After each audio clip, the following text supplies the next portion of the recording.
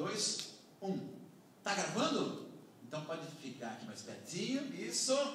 Todo mundo preparado, né? Então, ó, tá gravando, vai pro meu DVD. Vocês vão me ajudar a vender DVD. Qual é o nome do sujeito que vende coisa pela televisão?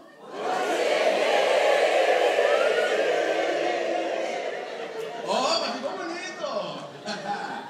Vamos dividir agora. Time A, só o time A. Qual é o nome do cara?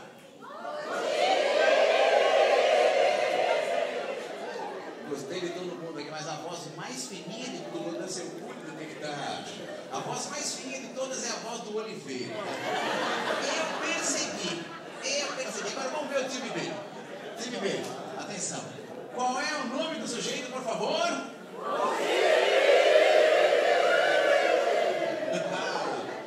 Muito bom, hein? Cara, você tem uma voz muito fininha. Então, fala só você.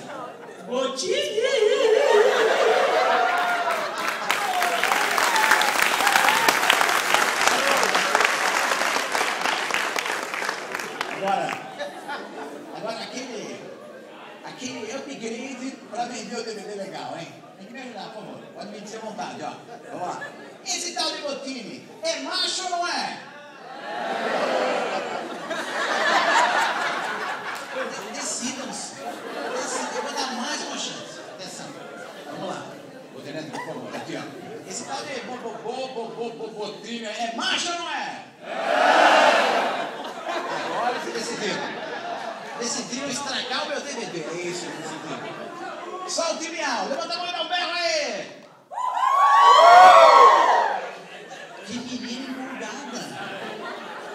Isso é uma vendedora excitada, de verdade.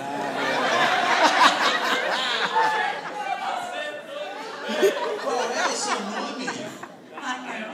Raquel. Miss Normatel. Gente, então agora, muito obrigado. Palmas para vocês mesmo.